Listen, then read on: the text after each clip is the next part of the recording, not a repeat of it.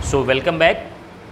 Last lecture पे हम लोगों ने किसी भी चार्ज पार्टिकल के मूवमेंट पर जो मैग्नेटिक फील्ड में उसके ऊपर फोर्स लगता है उसके बारे में कैलकुलेशन देखा और उसका डायरेक्शन भी हमने कैलकुलेट किया with the help of Fleming left hand rule या एक राइट हैंड पाम रूल भी मैंने आपको बताया था। यहाँ पर बात की जाए कि जब भी कोई चार्ज पार्टिकल किसी यूनिफॉर्म इलेक्ट्रिक फील्ड में मूव करता है तो उस पर मैग्नेटिक फील्ड एक्ट करता है, मैग्नेटिक फोर्स एक्ट करता है। वो जो मैग्नेटिक फोर्स है वो चार्ज पार्टिकल के मोशन पर क्या इफेक्ट डालता है, यानी चार्ज पार्टिकल का मोशन क्या होगा, जिस डायरेक्शन में मूव कर रहा था क्या वो मूव करता रहेगा या उसका डायरेक्शन चेंज हो जाएगा। आज उसी के बारे में हम लोगों को पढ़ना है, ठीक है। तो टॉपिक क्या है, motion of A charge particle in a uniform magnetic field. तो अगर देखा जाए कि उस पर फोर्स क्या लगता है तो बात की जाए तो यहाँ पर हो सकता है कि when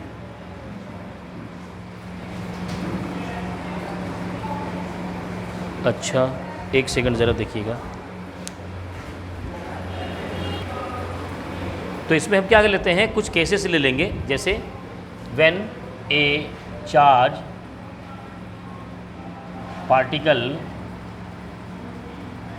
of charge Q enters in a magnetic field B with velocity V, it experiences a force। जब कोई चार्ज पार्टिकल किसी मैग्नेटिक फील्ड B में V वेलोसिटी से जब इंटर करेगा तो उस पर एक फोर्स लगेगा। उस फोर्स की वैल्यू होगी Q into is equal to V cross B।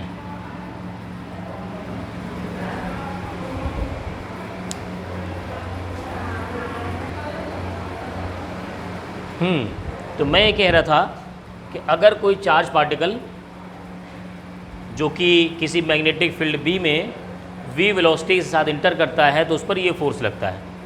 और अगर यहाँ पर V क्रॉस B ना लेकर के हम इसको एक्सपेंड करके लिखें तो हम लिख सकते हैं F is equal to Q V B sine theta, where theta is the angle between velocity and magnetic field, where theta is the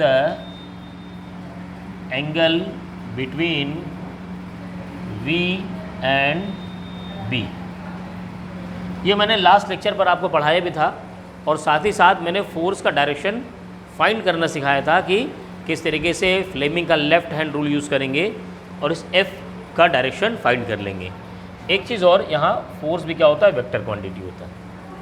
अब ये जो फोर्स लग रहा है, जाहिर सी बात है ये इसके जो मोशन है इसको डेविएट कर सकता है, उसका डायरेक्शन को डेविएट कर सकता है।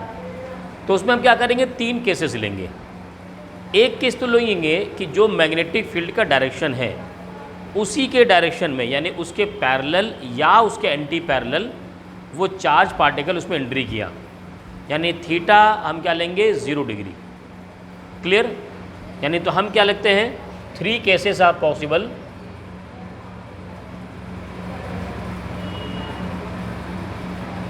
फर्स्ट जो हम केस लेंगे इसमें कि when the initial velocity is parallel to the magnetic field, when the initial velocity is parallel to magnetic field। इसका मतलब क्या हुआ कि देखिए थीटा इज इक्वल टू क्या हो गया 0।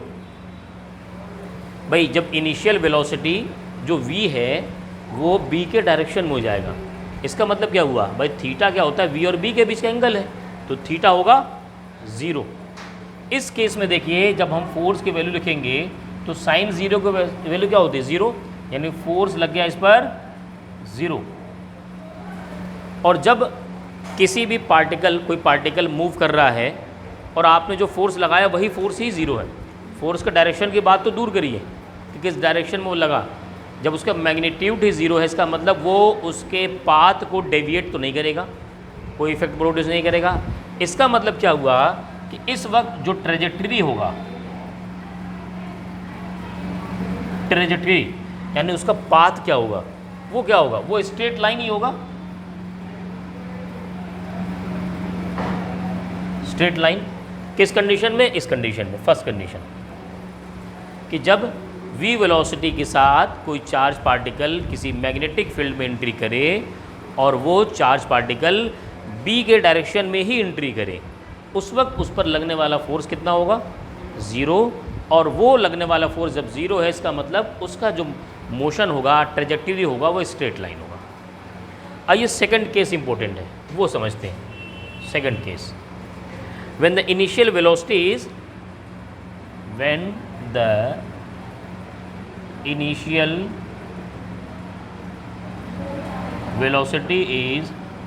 perpendicular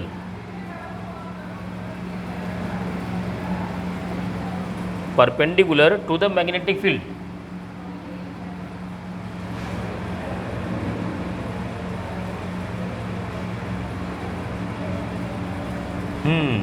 इम्पॉर्टेंट केस है, इसको समझिएगा, यहीं पर समझने वाली बात है कि जब अभी जो इनिशियल वेलोसिटी था वो तो पैरेलल था, अब क्या हुआ, वो परपेंडिकुलर है, यानी मैग्नेटिक फील्ड का डायरेक्शन और v के डायरेक्शन के बीच में एंगल है। तो आइए ज़रा इसको समझते हैं। हम क्या करते हैं, पहले मैग्नेटिक फील्ड का डायरेक्शन बनाते हैं। तो मान लो मैं बना देता हूँ यहाँ पर मैग्नेटिक फील्ड, ये हो गया मैग्नेटिक फील्ड। समझ में आ रहा है कैसे बन रहा, किस डायरेक्शन में ये मैग्नेटिक फील्ड? स्नेहा, ये इनवर्ड प्लेन है, यानी प्लेन के अंदर जा रहा। मैंने आपको बताया है ना, मैग्नेटिक फील्ड का डायरेक्शन अगर इस तरीके से क्रॉस हो जाए तो ये हो गया बी का डायरेक्शन। और बी का डायरेक्शन का मतलब जब क्रॉस दिखता है तो कोई एरो का पीछे वाला पोर्शन कब दिखता है? जब वो आपसे दूर जा रहा हो। और किसी एरो का पॉइंट कब दिखता है? जब वो एरो आपकी तरफ आ रहा हो। तो यहाँ पर मैं जब देख रहा हूँ तो ये जो है ये क्रॉस दिख रहा, इसका मतलब ये जो बी है वो अंदर जा रहा है। अब आज ये यहाँ पर कि हम चार्ज पार्टिकल किधर रखें, तो जब वो अंदर जा रहा है तो मान लो मैं वेलोसिटी ले लेता हूँ इधर, ये हो गया v वेलोसिटी के साथ। अब आप बताइए क्या FBI लगाते हैं? ये भी कर लेते हैं। ये direction of force, direction of magnetic field and direction of current, direction of current या चार्ज के मोशन का डायरेक्शन। अब मैंने B को क्या लिया? अंदर लिया, तो I क्या हुआ? V क्या हुआ? इधर हो गया। देखिए दोनों के बीच में 90 डिग्री है, परपेंडिकुलर हो गए। इस केस में इस पर फोर्स का डायरेक्शन क्या होगा? ऊपर, ऊपर की तरफ। फ्लेमिंग लेफ्ट हैंड रूल से फाइंड कर रहे हैं ऊपर की तरफ, यानी यहाँ पर जो फोर्स लगा वो इधर लगा। अब देखिए जो चार्ज पार्टिकल है वो एंट्री इधर से किया, हॉरिजॉन्टल जा रहा था, आपने फोर्स लगाया ऊपर, तो क्या वो कहीं इनके बीच में से निकलेगा?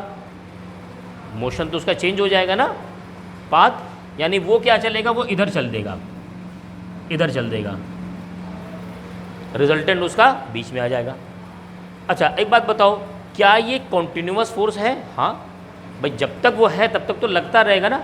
तो मान लो मैंने एक पॉइंट ये लिया, मान लो वो इस पॉइंट पर पहुंच गए। इस पॉइंट पर कुछ पॉइंट हम कनेक्ट कर लेंगे, 2-3 पॉइंट लेते हैं। इस पॉइंट पर उसकी वेलोसिटी किधर है? इधर। और मैग्नेटिक फील्ड जो लग रहा है वो क्या रहा? अंदर लग रहा। तो B अंदर हो गया, V ऐसे हो गया। अब फोर्स का डायरेक्शन देखो, थोड़ा इधर से नहीं हो गया, यानी अब फोर्स हो गया इधर, ये हो गया। अब जब फोर्स का डायरेक्शन इधर हो गया और V आगे है तो क्या रिजल्टेंट कुछ ऐसा हो जाएगा? क्लियर? यानी इन दोनों के बीच में रिजल्टेंट निकल जाएगा। अब जो मोशन इधर जा रहा था, हमने फोर्स इधर लग गया तो इधर जाने लगा। अब फिर क्या होगा? यहाँ पर भी अब देखा जाए, अब यहाँ पर लगाइए V, तो V आगे है और ये B इधर है, F इधर लगेगा तो ये फिर इधर लगेगा, ये क्या चलेगा? इधर लगेगा। अब आप ज़रा इसको देखिए, पहला पॉइंट ये है, दूसरा पॉइंट ये है, तीसरा पॉइंट ये है, इस तरीके से क्या होगा, ये एक सर्कुलर मोशन करने लगेगा, सर्कुलर मोशन। क्यों क्यों? क्योंकि जब जब वो ऐसे चल रहा है, जब वो ऐसे चल रहा है, मान लो इधर गया, इधर जा रहा था तो फोर्स इधर लग गया और इस फोर्स ने इसके इस डायरेक्शन को बीच में कर दिया। अब यहाँ जब गया तो अब फोर्स फिर इधर लगने लगा और जाना इधर चाह रहा तो फिर बीच में चला गया। यानी हर वक्त क्या हुआ, वो लेफ्ट मुड़ रहा, वो लेफ्ट मुड़ रहा, वो लेफ्ट मुड़ रहा, मुड़ते मुड़ते सर्कुलर मोशन करने लगा, सर्कुलर मोशन करने लगा। क्लियर? यानी एक रेगुलर फोर्स जो अंदर की तरफ उसको लगा रहा है किसी एक पॉइंट की तरफ। क्या ये force as a centripetal force नहीं लग रहा आपको? सेंट्रीपिटल फोर्स ये तो होता है कि सर्कुलर मोशन करते वक्त एक ऐसा फोर्स जो टुवर्ड्स द सेंटर की तरफ उसको लगे वो सेंट्रीपिटल होता है, और उसी का अपोजिट में जो फोर्स लगता है वो होता है सेंट्रीफ्यूगल फोर्स। क्लियर? अच्छा, ये जो सेंट्रीपिटल फोर्स होता है, सेंट्रीपिटल फोर्स एक्चुअल में ये अलग अलग जगह अलग अलग फॉर्म में प्रेजेंट होता है। जैसे जब आप किसी सर्कुलर पाथ पर साइकिल से टर्न लेंगे तो ये जो सेंट्रीपिटल फोर्स mv²/r होगा, ये किसके इक्वल होगा? टायर और अर्थ के बीच में लगने वाले फ्रिक्शन फोर्स के बीच में। एक एग्जांपल। दूसरा सोचिए, अगर आप किसी पिंड को, किसी बॉल को रस्सी से बांध ली, जैसे घुमाइए तो बॉल सर्कुलर मोशन कर रहा है, इस बॉल पर सेंट्रीपिटल फोर्स लग रहा है mv²/r। ये यहाँ पर किसके इक्वल होगा? ये जो वायर है, ये जो स्ट्रिंग है, इसमें लगने वाले टेंशन फोर्स के बराबर। क्लियर? ऐसे ही प्रोटॉन और इलेक्ट्रॉन, न्यूक्लियस में प्रोटॉन इलेक्ट्रॉन घूम रहा है ऐसे, इनके बीच में जो सेंट्रीपिटल फोर्स होगा, इन दोनों के बीच में लगने वाले इलेक्ट्रोस्टैटिक फोर्स के बराबर होगा 1/4 πε0 Q1 Q2/r²। समझ में आ गई बात? तो यहाँ पर भी क्या होगा, ये जो फोर्स है अंदर की तरफ सेंट्रीपिटल फोर्स, ये किसके बराबर हो जाएगा? Centripetal force is equal to कौन होगा? ये होगा F, जो मैग्नेटिक फोर्स लग रहा है। यानी क्या लिखेंगे? Magnetic force. यानी यहाँ हो गया mv²/r, यही r रेडियस अगर मूव कर रहा है, is equal to magnetic force कितना लग रहा था भाई? QVB sign. अब थीटा कितना हो गया बताइए? 90 डिग्री। Very good, 90 degree. तो साइन 90 की वैल्यू 1। यहाँ से देखिए कोई वैल्यू कट रही है, स्क्वायर v से कट जाएगा, तो यहाँ आ जाएगा mv/r is equal to QB। देखिए यहाँ से इसकी वैल्यू क्या निकाल सकते हैं हम? रेडियस की वैल्यू निकाल सकते हैं, mv/QB। मतलब अगर कोई चार्ज पार्टिकल, पहली बात तो हमने सुना, अगर कोई चार्ज पार्टिकल किसी मैग्नेटिक फील्ड में अगर एंट्री किया और एंट्री करते वक्त उसके बीच में वेलोसिटी के और b के बीच में, वेलोसिटी और मैग्नेटिक फील्ड के बीच में एंगल अगर 0 है तो उसका ट्रेजेक्टरी हो जाएगा स्ट्रेट लाइन। और अगर एंट्री करते वक्त वेलोसिटी का डायरेक्शन और मैग्नेटिक फील्ड का डायरेक्शन क्या हो? परपेंडिकुलर हो, एंगल 90 बन रहा हो, उस वक्त जो ट्रेजेक्टरी होगा वो क्या होगा? सर्कुलर होगा। क्या होगा भाई? सर्कुलर। पहले में स्ट्रेट लाइन, दूसरे में क्या आ गया? ट्रेजेक्टरी। अब क्वेश्चन आ सकता है कि कब सर्कुलर होगा मोशन, तो आप कहेंगे, ये कंडीशन लगाएंगे कि जब वेलोसिटी और मैग्नेटिक फील्ड के बीच में एंगल 90 डिग्री हो। ठीक है? उस केस में जब सर्कुलर मोशन वो करने लगा रेडियस r के साथ, तो उस रेडियस r की वैल्यू क्या होगी? mv/QB। क्लियर है? बात समझ में आ गई? अब एक चीज़ बात यहाँ समझिए कि मान लीजिए पीरियड ऑफ रिवोल्यूशन फाइंड करना है। पीरियड ऑफ रिवोल्यूशन ये क्या होता है, ये समझिए। पीरियड ऑफ रिवोल्यूशन का मतलब ये है कि वो कितने टाइम में एक रिवोल्यूशन कर रहा, एक चक्कर लगाने में उसको कितना टाइम लग रहा, पीरियड ऑफ रिवोल्यूशन हुआ। तो अब टाइम क्या होता है भाई? Time is equal to distance upon velocity होता है ना। एक जब रिवोल्यूशन करेगा तो कितना डिस्टेंस ट्रेवल करेगा, यानी उसका सरकमफेरेंस 2 पाई आर और वेलोसिटी v के साथ, ठीक है। तो यानी यहाँ पर हो जाएगा period of revolution t is equal to circumference upon velocity, circumference upon velocity. यहाँ सरकमफेरेंस कितना लिख देंगे भाई, 2 pi R upon velocity, simple. यहाँ पर देखिए आर की हमने वैल्यू भी फाइंड किया था, वो रख देते हैं 2 pi upon velocity into R कितना है, M V upon Q B. देखो टी की वैल्यू क्या आ रही, वी कैंसिल हो गया ना, तो 2 पाई एम अपॉन क्यू बी, 2 पाई एम अपॉन क्यू बी। बहुत इंपॉर्टेंट पॉइंट है यार, देखो जानते हो इस फॉर्मूला बड़ी खासियत बात है, जो टाइम पीरियड है वो न तो रेडियस पर डिपेंड कर रहा है और ना ही उसकी वेलोसिटी पर डिपेंड कर रहा, न तो रेडियस पर और ना ही वेलोसिटी पर। अच्छा एक बात बताओ, टाइम पीरियड का मतलब होता है एक चक्कर, एक रेवोल्यूशन लगाने में टाइम। मान लो कोई मैग्नेटिक फील्ड था, मैंने लिया चार्ज और फेंक दिया, और छोटे बच्चे ने क्या किया, फेंक दिया उसी चार्ज को, तो बताओ मेरे एक चक्कर लगाने में किस में टाइम कम लगेगा। मैंने खूब तेज़ फेंका बहुत स्पीड से और छोटे बच्चे ने बहुत स्लो स्पीड से फेंका, तो रेवोल्यूशन, एक रेवोल्यूशन करने के बाद उसका चार्ज पार्टिकल पहले पहुंचेगा या मेरा, दोनों साथ में पहुंचेंगे। क्यों, क्योंकि ये वेलोसिटी पे तो डिपेंड ही नहीं कर रहे हैं। तो आखिर हो क्या रहा होगा कि वेलोसिटी पे डिपेंड नहीं कर रहे हैं। सोचो कोई चीज़ फेंकी जा रही है, एक्चुअल में सोचो कोई चीज़ फेंकी जा रही है और अलग अलग वेलोसिटी के साथ फेंकी जा रही, और एक ही मैग्नेटिक फील्ड में फेंका गया, लेकिन दोनों एक ही टाइम वापस आ रहे हैं। होगा क्या, मैं तेज़ फेंकूंगा ना तो उसका रेडियस, जो सर्कुलर पाथ का जो रेडियस है वो भी बढ़ जाएगा। तो जब मैं तेज़ फेंकूंगा तो लंबा चक्कर लगा के वापस आएगा, और छोटा बच्चा फेंकेगा तो छोटा चक्कर लगा के आएगा। इसने कम वेलोसिटी के साथ फेंका था तो कम छोटा चक्कर लगाया, और मैंने ज़्यादा वेलोसिटी के साथ फेंका था तो मैं ये ज़्यादा बड़ा एक सर्कुलर पाथ कवर करके आएगा। बस ये फ़र्क है। तो जब आप कितनी भी वेलोसिटी के साथ फेंक दीजिए, उसके हिसाब से उसका रेडियस इंक्रीज हो जाएगा, तो टाइम तो उतना ही लगाएगा। इसीलिए वेलोसिटी बढ़ने के साथ साथ टाइम पीरियड नहीं बढ़ेगा और न ही कम होगा। क्लियर बात समझ में आ गई।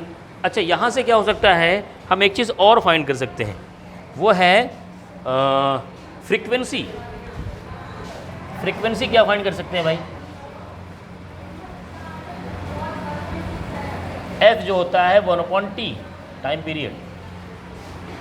तो यहाँ से f की वैल्यू क्या आ जाएगी, इसका अपोजिट हो जाएगा, तो ये हो जाएगा QB अपॉन 2 पाई m, सॉरी QB अपॉन 2 पाई m।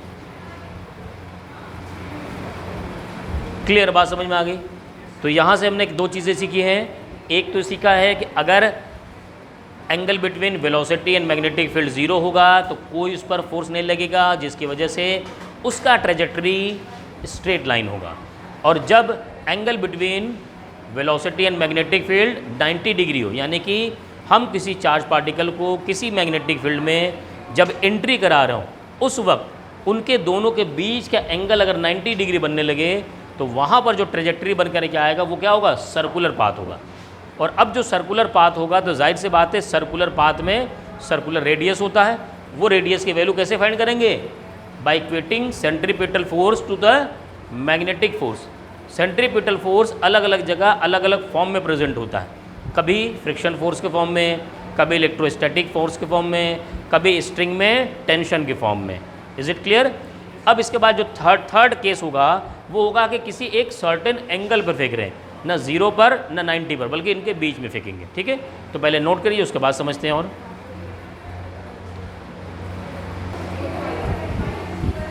तो थर्ड केस पर चलते हैं, है ना। थर्ड केस क्या था, पहला केस हमने लिया कि व्हेन जो वेलोसिटी और b के बीच का एंगल 0 हो, और दूसरा केस लिया जब v और b के बीच का एंगल 90 डिग्री हो। अब क्या हुआ कि कोई आर्बिट्री एंगल ले लेते हैं, केस थर्ड ले लेते हैं, when the charge particle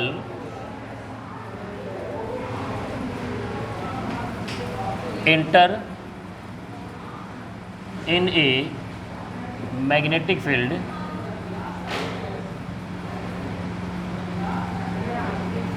with arbitrary angle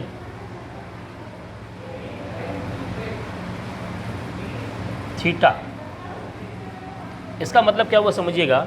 मान लीजिए मैं यहाँ पर मैग्नेटिक फील्ड का डायरेक्शन बना देता हूँ, ये हो गए। अच्छा, डॉटेड ना बना करके वैसे बना देते हैं, आपको ज़्यादा समझ में आएगा।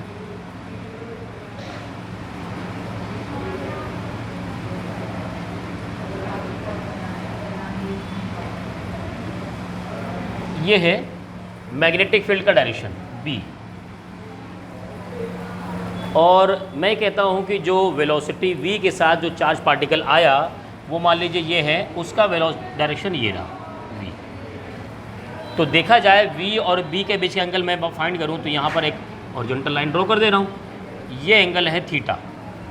क्लियर। तो अब जो एंगल है वो ना 0 है ना 90 है, बल्कि कोई एंगल थीटा है। तो क्या हम इसका कंपोनेंट बना सकते हैं? मैंने आपको सिखाया है कि कंपोनेंट बनाते हैं अपने राइट में और लेफ़्ट में। तो v का कंपोनेंट बनेगा अपने राइट में इस डायरेक्शन में, और अपने लेफ़्ट में यानी इस डायरेक्शन में, इस डायरेक्शन में। जिधर थीटा उधर कॉस लेते हैं, तो यहाँ पर इस डायरेक्शन में आ जाएगा v cos थीटा, और इधर आ जाएगा v sin थीटा। ये तो कैंसिल हो गया फिर। अब देखिए वेलोसिटी का दो कंपोनेंट आ गया, एक आ गया हॉरिजॉन्टल और दूसरा आ गया वर्टिकल। अब ज़रा v और b के बीच का एंगल देखिए।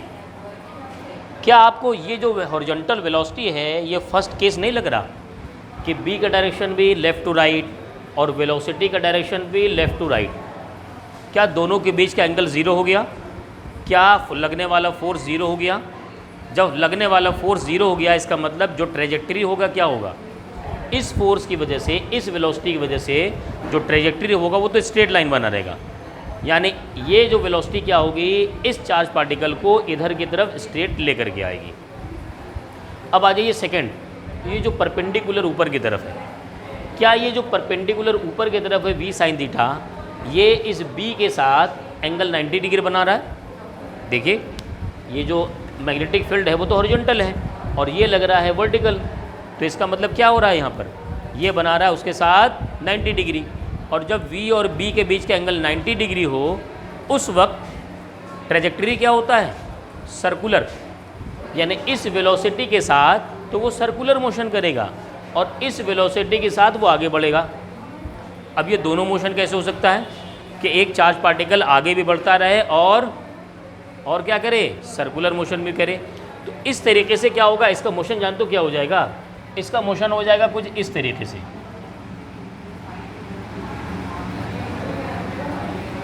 ये हो गया इसका मोशन। कैसे? देखिए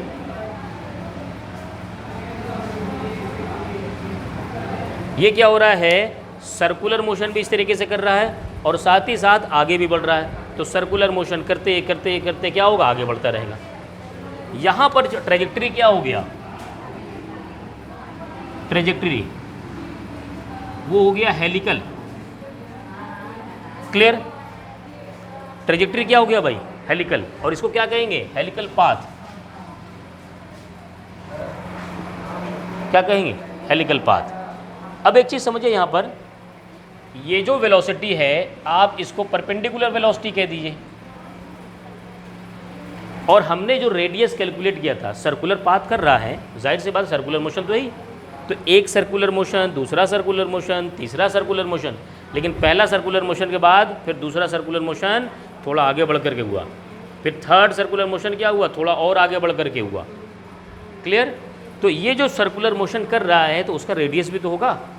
क्या रेडियस का फॉर्मूला हमारे पास ये नहीं था, r = mv/qb, mv/qb। अब सवाल पैदा होता है कि यहाँ पर जो वेलोसिटी है वो कौन सी वेलोसिटी होगी, v sin थीटा होगा या v cos theta? v sin theta या v cos थीटा? एक बात बताइए, किस वेलोसिटी की वजह से यहाँ पर सर्कुलर मोशन हो रहा? v sin थीटा की वजह से। तो जाहिर सी बात है हम यहाँ लिखेंगे, यहाँ v साइन थीटा को लिखेंगे, यानी आप इसका सिंबल इस तरीके से बनाएंगे। ये परपेंडिकुलर डायरेक्शन में जो भी वेलोसिटी का कंपोनेंट होगा वही यहाँ पर पुट करेंगे। चूँकि मेरे पास मैंने थीटा ये लिया था तो इधर आया था v साइन थीटा। अगर कोई थीटा यहाँ दिया हो किसी क्वेश्चन में तो यहाँ क्या आएगा, v कॉस थीटा, और यहाँ v साइन थीटा। जिधर थीटा उधर कॉस, यहाँ थीटा राइट में था तो मैंने कॉस लिया था। क्लियर बात समझ में आ गई? तो इस तरीके से क्या होगा, चीज़ों को ध्यान देना है कि हमें किस वेलोसिटी को कंपोनेंट कहाँ पर बनाना है। क्लियर, एक बात समझ में आ गई। तो यहाँ पर हम r की वैल्यू क्या लिखेंगे, mv sine theta upon qb। इसे रटना नहीं है, अगर आप साइन थीटा रट लेंगे और किसी क्वेश्चन में यहाँ पर उसने दे दिया थीटा तो यहाँ पर कॉस थीटा आएगा। फिर आपको याद रखना कि जो परपेंडिकुलर डायरेक्शन में मोशन था उसको पुट करना। दूसरी बात, यहाँ एक टर्म और पूछा जाता है।